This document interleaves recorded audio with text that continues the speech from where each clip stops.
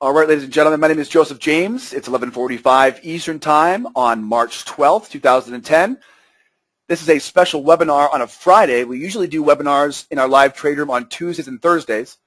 I am recording this session, and you can get this recording or more information about this from sales at schooloftrade.com or call them at toll-free 800-381-2084.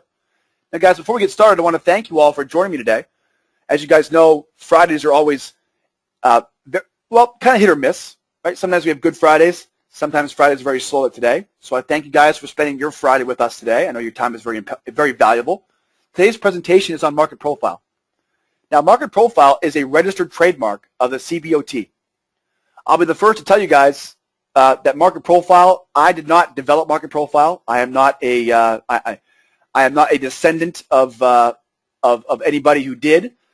I am, like most traders, am using market profile, right, as others have used in the past. Market profile was developed by a person named Peter Stettlemyre. Now, Peter has since passed away, but Peter was a bond trader in the 30-year pit, on the 30-year bonds pit on the CBOT. Now, for all you new traders out there, there used to be an exchange called the CBOT. It's still there, of course, but the CBOT was absorbed by the CME Group. That was done in 2007. Now in 2009, the CME Group has also absorbed things like, have they absorbed ICE yet? But I know they absorbed NYMEX.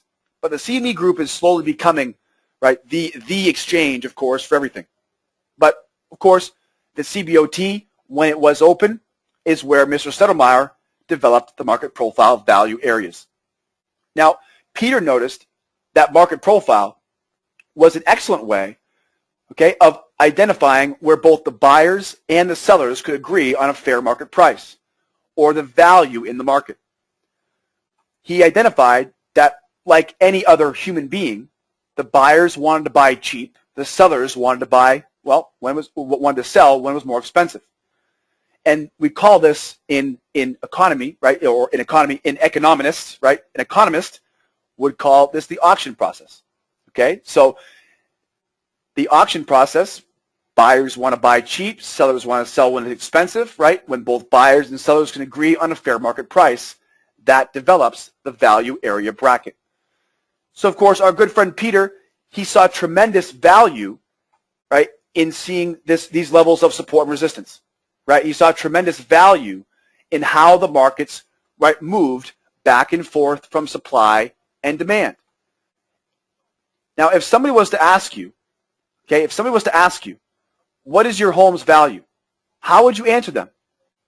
Well, you couldn't just say your house is worth $200,000 because you've got some homes selling for $275,000, some selling for $225,000. So it'd be better to say your home's value has a range of, say, $220,000 to $250,000. Now, there's a reason there's a range because, right, of the same things that we just talked about, right? That auction process, supply and demand. Okay, the reason there's a range of prices is because of that auction process of supply and demand. Now, just like your neighborhood has a range of prices, right? Just like if you go to a car dealership right now, there's going to be some cars more expensive, some are less expensive. Same car, right? Just like your neighborhood or an auto dealer or a hot dog stand, okay? The markets also have ranges of value. And of course, technically speaking, where 70% of the volume or the value from yesterday is where Peter developed the value area bracket. Okay, so just like your neighborhood has a range of value, the markets we trade do as well. All right, and we call that the value area.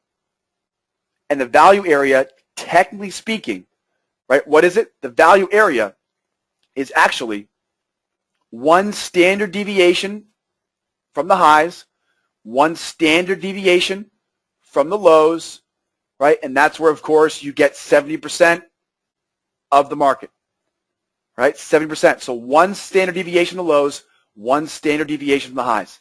Now, I don't want to get too complicated with much statistical analysis of this thing, but just be aware that the value area is 70% of the volume from yesterday. Okay? Now, let's get back to our example. We talked before about how your neighborhood has a range of prices, right? Neighborhood is a range of prices. Okay, now let's say, yeah, there we go. Perfect. Let's say now, for example, you get in your car this morning and you go to soccer practice. Okay, so your neighborhood has a range of prices. And you get in your car, you grab your son, your daughter, right, your nephew, and you head off on the road and you go to soccer practice. Now, while you're on your way to soccer practice, you notice a big sign on the side of the highway. And that sign on the side of the highway, it says in big lights, right, big bold letters, coming soon, the world's biggest, most exciting amusement park. Right? So there's a big amusement park, bunch of rides coming, and as it looks, right, it's going to be the world's largest and most exciting amusement park.